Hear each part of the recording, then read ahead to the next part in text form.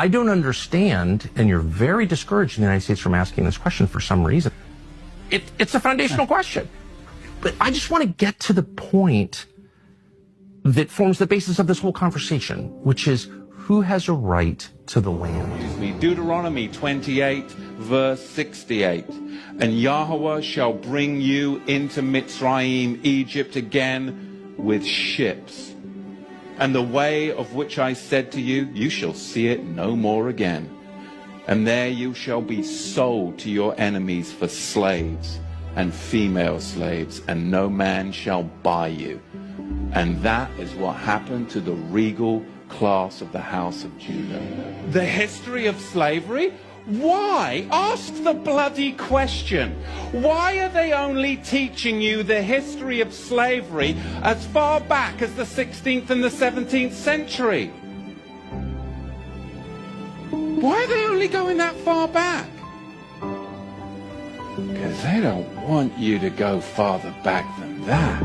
Because then you'll actually find out the truth. And you've got to understand and question, why do they do this throughout the whole of America, in all the public schools? Why do they only go back as far as the 16th and the 17th century to talk about slavery? Because Islam designed infernal slavery. And then the Ashkenazi Khazars, those who say they are Jews and are not, are the ones that marketed it. And the regal Negro nomads, exiled from the kingdom of Judah, were the main recipients of it at the hands of the indigenous black Africans.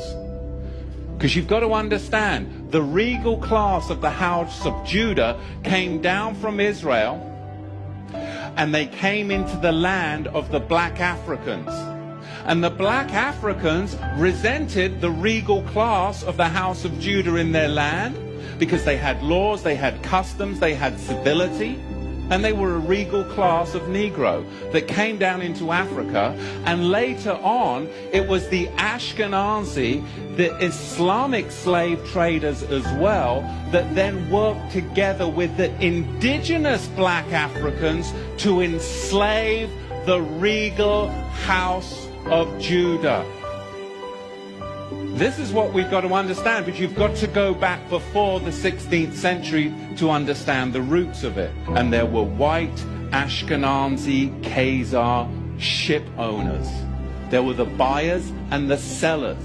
And they're not going to fill you in on all of this, but really you've got a four-tier system. Number one, you have the Negro nomads that were exiled from the kingdom of Judah. Number two, you had indigenous black African hunters that resented the regal Negro nomads that had come into their territory with their own customs, with their own laws that were different and would not assimilate into their tribal culture. They were their own tribe. They were the regal house of Judah. Number three, you had Islamic trappers that worked with the indigenous black Africans to trap the regal Negro house of Judah. And then you had them sell them to the Ashkenazi ship merchants, along with many Portuguese and British Ashkenazi. You see, it's just like Al-Qaeda today.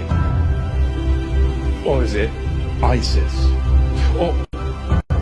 Or is it ISIL? Or is it IS? I mean, right? Let's just change the name as much as possible to throw you all off so you really don't know what's going on. Let's keep switching the identity to hide the people. Why don't we just keep renaming you?